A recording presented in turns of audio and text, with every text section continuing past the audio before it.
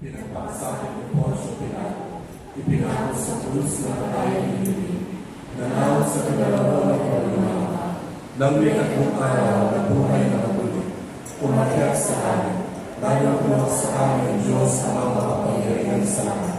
Doon magmumulan pa ng pumutawag kung sa buhay ng mga mayandaan. Sumasamba tayo ng po sa Diyos Espiritu Santo, sa banal na simbahan Katolika, sa kasamahan ng mga banal, sa kapatawaran ng mga kasalanan, sa pagkabuhay ng muli ng matay na tao, at sa buhay na walang hanggan. Amen. Tayo ay kabilang sa mga nananalig sa muling pagkabuhay ni Jesus. Kahit na hindi natin nasalat ang kanyang mga sulat, pag-ibayunin natin ang ating pagpapahayag ng pananampalataya kay Kristo muling nabuhay habang inidudulog ang ating mga kahilingan sa Kanya. Panginoon namin at Diyos, pakinggan mo kami.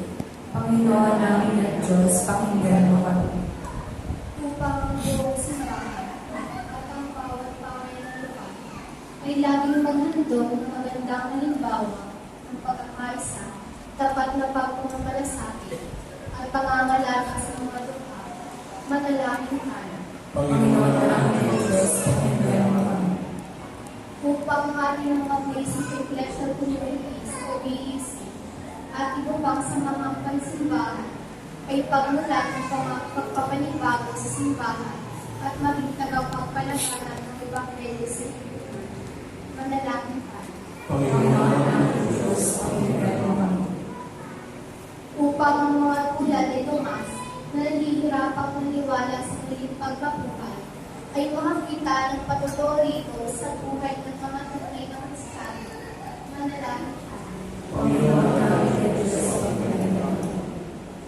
Upang ang lahat ng Katoliko ay makinabang sa sakramento ng kumpisal bilang karaniwang pamamaraan upang malasap ang kapangyarihan ng muling pagkabuhay sa kanilang buhay espiritual. Manalangin tayo. Panginoon namin at Diyos, pakinggan mo kami. Upang lahat tayo ay maging masiglang tagapagpalagana ng kapayapaan ng muling nabuhay na Kristo sa ating pamilya at lipunan. Manalangin tayo. Panginoon namin at Diyos, Pakinggan mo kami. Panginoon Jesus, nagpapasalamat kami sa mga kaloob na iyong muling pagkabuhay at sa iyong pananatili sa aming piling kasama ng Espiritu Santo, naway lalo kami napalapit sa iyo at kami maging tanda ng kasangkapan ng bagong buhay na ipinatulog mo sa amin. Ikaw na nabubuhay at nakali magpasawalang hanggan. Amen. Magsiupo po na.